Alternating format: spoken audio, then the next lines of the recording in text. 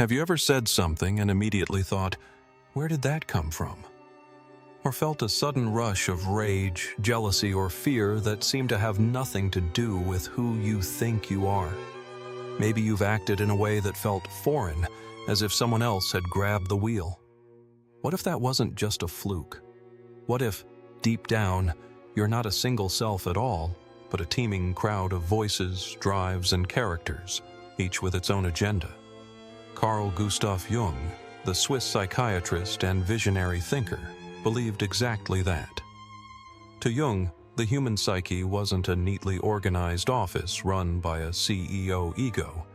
It was more like a raucous city council, full of conflicting opinions, unruly citizens, and shadowy figures lurking in alleyways. Jung's most unsettling insight was this: parts of you can take over. Entire personalities born of trauma, instinct, myth, or memory can hijack your thoughts and behavior. He called these parts complexes and described them not as abstract concepts, but as living entities within the psyche. Sometimes they act like helpful allies. Other times they resemble tricksters or tyrants. In extreme cases, Jung said, it's like being possessed, not by ghosts or demons, but by pieces of yourself that you don't yet understand. This isn't the stuff of horror films. This is the human condition. In this story-driven exploration, we'll step into Jung's world, a psychological landscape populated by inner strangers, ancient archetypes, and fragments of self you didn't know existed. We'll explore the eerie beauty and unsettling truth of a psyche that is not unified but fractured, not whole but haunted, not one person but many. So if you're ready to meet the crowd inside you, take a deep breath. You're about to walk into your own mind. Before we can understand fragmentation, we must first acknowledge the myth of unity. From childhood, we are taught to believe in a single self, a name, a face, a personality. It's how we make sense of the world and our place in it. But Jung and life suggest otherwise. We've all experienced contradictions within ourselves. The kind woman who becomes cruel when slighted. The loyal friend who vanishes in times of crisis. The devoted parent who, for one unguarded moment, fantasizes about escape. These aren't failures of character. They're signs of multiplicity. Jung saw this early in his clinical work. Patients would describe being overtaken by irrational urges, unfamiliar feelings, voices whispering things they never wanted to hear. These experiences couldn't be dismissed as merely dramatic or metaphorical. They pointed to something deeper, that within the psyche, different selves exist. And they're not always friends. These selves, or complexes, often behave like independent personalities. One might be anxious and childlike, another seductive and cunning, yet another hostile and cold. They don't ask for permission. They emerge in dreams, slips of the tongue, sudden outbursts, and when they do, they wear your face. So how did we get this way? Every complex starts with a wound. Maybe you were scolded for crying, or ignored when you needed affection. Maybe someone made you feel small for wanting to shine. These wounds don't just vanish. They bury themselves in your psyche, like seeds, and in the dark, they grow. A complex is like a splinter of consciousness that's broken off and taken on a life of its own. It holds a charge, emotional, psychic, sometimes physical, and like any creature, it wants to survive. For example, a man might develop a mother complex, a swirling tangle of love, resentment, and dependency formed from childhood experiences. He might date women who remind him of his mother, react irrationally to authority figures, or sabotage relationships without knowing why. He's not doing it consciously. It's the complex acting through him. Jung said that when a complex is triggered, the ego is reduced to a helpless observer. We say things like, "I don't know what came over me." But that's not quite right. something came over us, something in us. This isn't always negative. Some complexes can empower. A hero complex might push someone to take bold risks. An artist complex can fuel creativity. But even these can overstep their bounds, becoming tyrants rather than tools. Complexes are like house guests who don't know when to leave. The more we ignore them, the louder they knock. Now we arrive at one of Jung's most controversial ideas: psychic possession. He didn't mean it metaphorically. Jung compared severe neuroses to being possessed, literally taken over by a complex that behaves like a parasitic spirit. It's not demonic in the traditional sense, but it can be just as disturbing. Consider the case of Miss Miller, a young woman whose diary Jung studied. She was gripped by mystical visions, alternating states of consciousness, and powerful voices that claimed divine origin. Jung didn't dismiss her as mad. Instead, he saw her as a battlefield where archetypes were warring for control. In his patients, Jung saw mild forms of possession all the time. The stoic man who becomes a cruel tyrant under pressure. The shy girl who turns into a seductive, destructive force on stage. These shifts aren't random. They're expressions of autonomous psychic fragments that have seized the wheel. Possession isn't just madness. It's a distortion of identity, a self forgetting itself. And it's not limited to the clinic. Think of mob behavior, cults, mass hysteria. Entire groups can be possessed by an archetype. The warrior, the martyr, the avenger. These forces speak through crowds as easily as they do through individuals. Jung warned that the less we know about these parts of ourselves, the more control they have. Awareness is the only antidote. Complexes don't exist in a vacuum. They often draw on something deeper, the archetypes. To Jung, archetypes are ancient, universal patterns that shape our thoughts, dreams, and stories. They are not inherited ideas, but tendencies toward specific forms. The mother, the shadow, the trickster, the hero, the wise old man. Each archetype has a dark and light side. The mother can nurture or smother. The hero can save or destroy. The shadow can protect or corrupt. These figures show up everywhere, in myths, religions, fairy tales, and modern films. But they also appear inside us as psychic potentials. When an archetype constellates, it grabs hold of a complex and magnifies it. A woman with a martyr complex may begin to identify with the archetype of the sacrificed one. Joan of Arc, the suffering saint. She may glorify her pain, resist healing, and subconsciously seek situations that reaffirm her identity as a victim. This isn't delusion. It's archetypal possession. Jung believed that archetypes were the deepest forces in the psyche. They are not evil, but they are dangerous. When activated unconsciously, they can flood the personality, overwhelming the ego. You stop being you. You become the hero, or the monster, or the wounded child. The goal is not to banish the archetypes, it's to relate to them. So, what can be done? If we're not a single self but a crowd, how do we function without tearing apart? Jung's answer was simple and radical. Talk to them. He developed a technique called active imagination, where patients were encouraged to engage their inner figures in dialogue. A woman might converse with her inner critic. A man might meet the child he abandoned within himself. These encounters were often surprising, moving, even terrifying. The goal was not control, but relationship. The ego becomes like a conductor, listening to the instruments within and helping them find harmony. Jung did this himself. After a personal crisis, he began journaling his dialogues with inner figures: Elijah, Salome, Philemon. He didn't dismiss them as fantasy. He treated them as real aspects of the psyche, worthy of respect. This became the basis of the Red Book, a massive illustrated journal of his psychic explorations. It reads like scripture and hallucination in equal measure. But at its heart, it's about a man trying to make peace with his crowd. We can do the same. There's one more danger we must address. If we focus too much on the ego, the conscious I, we risk another form of imbalance. The ego wants control. It fears chaos. It clings to identity. But when the ego refuses to acknowledge the other voices inside, it becomes a tyrant. It represses. It denies. It punishes. And the crowd doesn't like being ignored. What we repress returns with a vengeance. The more we deny our anger, the more it leaks out in sarcasm or sabotage.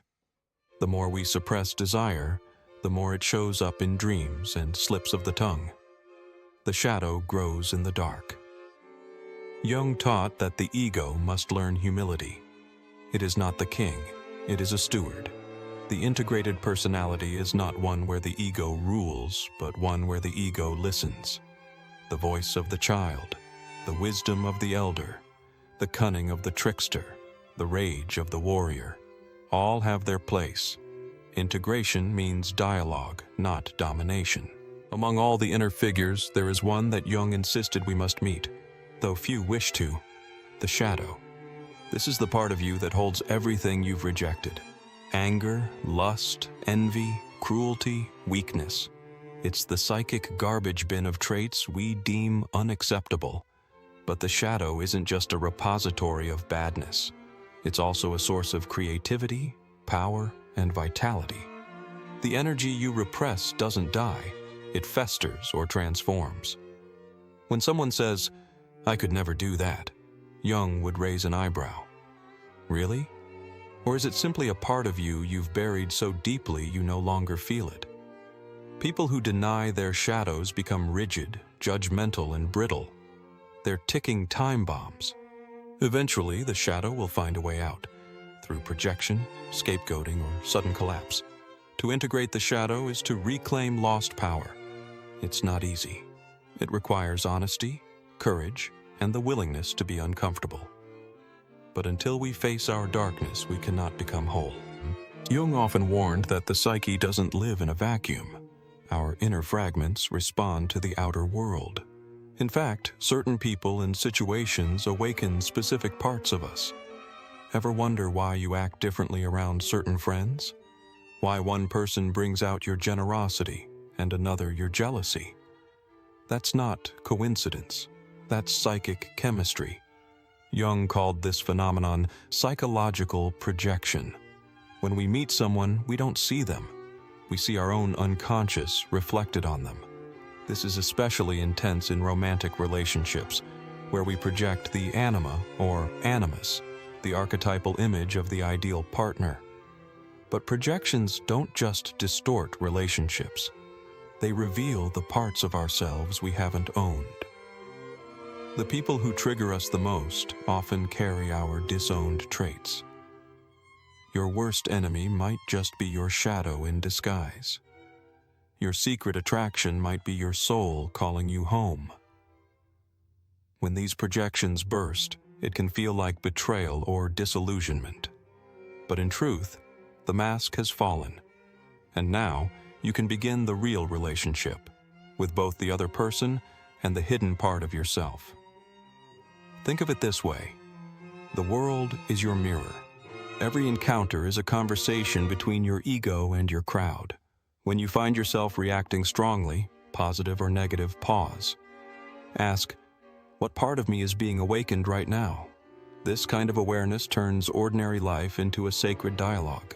When life breaks us open, through loss, illness, betrayal, or transformation, the crowd inside begins to shift. Old complexes rise. Forgotten parts scream for attention. What once felt stable now feels chaotic. Jung saw this as both danger and opportunity. Crises aren't just breakdowns, they are breakthroughs. The ego, bruised and humbled, becomes more permeable. The inner voices become louder. If we listen, we may meet parts of ourselves that were long buried. Many people who undergo spiritual awakenings, dark nights of the soul, or major life changes report feeling like they are being torn apart. And in a way, they are. The old configuration of the psyche is breaking down to make space for something new. This psychic deconstruction can feel like madness. But Jung believed it was often the soul's way of calling us back. There is immense value in being cracked open. The crowd that normally whispers may now scream.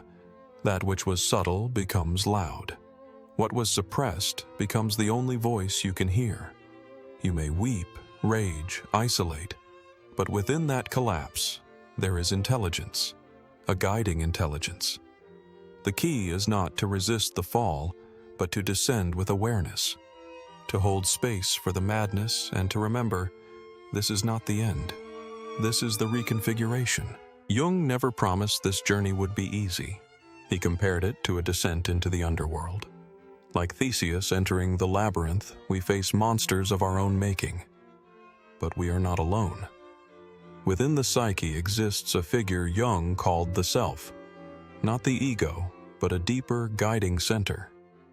The self appears in dreams as wise figures, sacred animals, or inner guides. It is the blueprint of your full potential.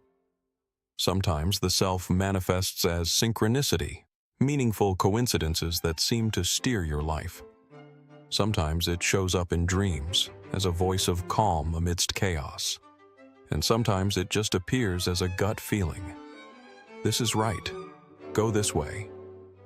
The self is not a god. It's not a fantasy. It's the axis of the inner world. Jung believed that true psychological health depended on aligning with this deeper center, not fusing with it, but relating to it. This means learning to dialogue with the unknown, to make offerings to the parts of you that don't speak in words, to practice listening not just with your ears, but with your soul. The guide doesn't save you from your darkness. It walks with you through it. And if you lose it, as you sometimes will, remember, the labyrinth is part of the journey. Getting lost is how you learn the way. What ultimately allows us to survive the inner crowd is not control, but awareness. When we identify too strongly with one part, a complex, a role, a trauma, we lose balance. But when we cultivate the witness, the observing self, we gain space. The witness doesn't judge, it sees. It notices when the child is crying, when the warrior is raging, when the lover is yearning. And in that noticing, we begin to choose. This act of witnessing is what separates chaos from consciousness. You are not the sadness. You are the space in which sadness moves. Meditation, journaling, therapy, all are tools for strengthening the witness. But so is art, so is silence, so is heartbreak. The more we watch ourselves without violence, the more we come into relationship with the inner crowd. No longer possessed, no longer fragmented, we start to host ourselves with grace. And over time, something incredible happens.